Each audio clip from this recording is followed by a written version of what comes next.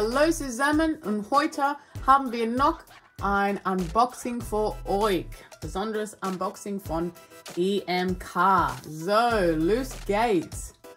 Heute haben wir der FRASER'S Dolphin. Das ist ein Teil von der Serie, die Australian-Delfin-Serie. Und das ist ein 2021 Münze, $100, ein Unze Gold. Und das ist ein schöner Anlagemünze. Sehr nett. Hier hinter haben wir die Royal Australian Mint Logo. Ist auch schön. Und ein bisschen mehr Info über die FRASER'S Dolphin. So, los geht's. Machen wir das hier raus.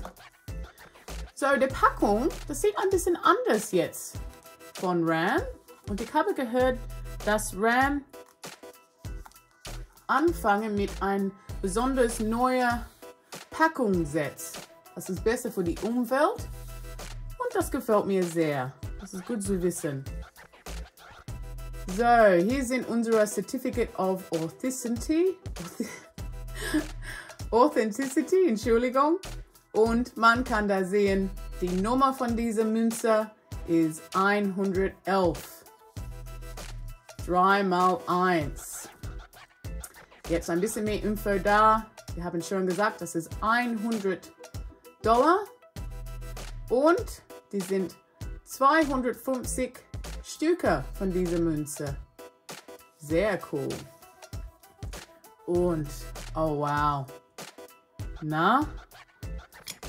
Wo sind unsere Gold-Fans? Wow. Sehr schön. So, 1 Unze Punkt 49 Gold.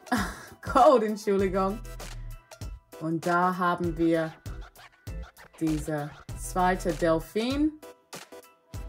Sehr cool. Beim Sprung aus dem Wasser. Während am Horizont die Sonne untergeht. Oh, das ist ein Lieblingszeit, oder? Die Sonne untergeht. Und das gefällt mir von der Gold. Das sieht toll aus auf diesem Zeit am Tag. So, diese Seite haben wir Königin Elisabeth II. Das ist 2021 und $100. Sehr schön. So, jetzt ein kleiner Fun Fact über die FRASER'S Dolphin. Dieses Delfin hat die Fähigkeit, in mehr als 500 Meter Tiefe tauchen zu können. Unglaublich, oder? Wow. Wunderschön.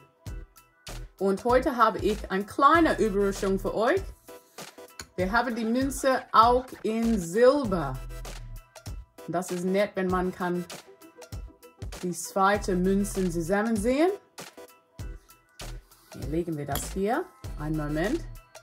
So, der Silber ist 1 Unze Punkt 3 mal 9 Silber. Und für dieses Münze